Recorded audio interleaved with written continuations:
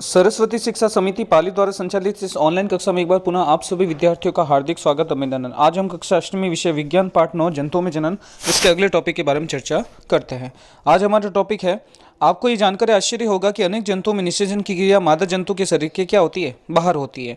इन जंतुओं में निषेचन जल में होता है। ये पता लगे कि किस प्रकार ये संपन्न होता है।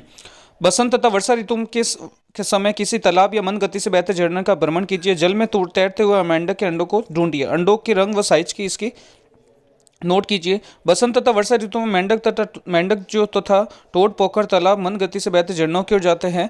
जब नर तथा मादा एक साथ पानी में आते हैं तो मादा सैकड़ों अंडे देती है। मुर्गी के अंडों की तरह मेंढक के अंडे कवच से ढके हुए नहीं होते, ये अपेक्षाकृत कोमल होते हैं। जेली के एक परत इन अंडों को एक साथ रखी है, वह उनकी सुरक्षा भी करती है। जैसा चित्र में आपको मेंढक के अंडे दिखाई दे रहे हैं। फिर बात करते हैं आगे।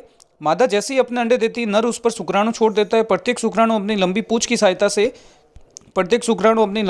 सहायता से जल में इधर उधर तैरता है। शुक्राणु अंड कोशिका के संपर्क में आता है, जिसके फलस्वरूप निषेचन होता है। इस प्रकार का निषेचन जिसमें नर व मादा जो युग्मक है या नर व मादा जो युग्मक का संलयन मादा शरीर के का होता है, बाहर होता है, उसे बाह्य निषेचन कहा जाता है। इंपॉर्टेंट याद रखना, बाह्य निषेचन किससे कहता है? ऐसा निषेचन जिसमें नर युग्मक शुक्राणु मादा युग्मक अंडाणु का जो संलयन है वो मादा शरीर के बाहर होता है, उसे बाह्य निषेचन कहा जाता है। यह मछली, स्टारफिश जैसे जलीय प्राणियों में होता है। मछली और मेंढक एक साथ सैकड़ों अंडे देती है, परंतु मुर्गी एक समय में एक अंडा देता है।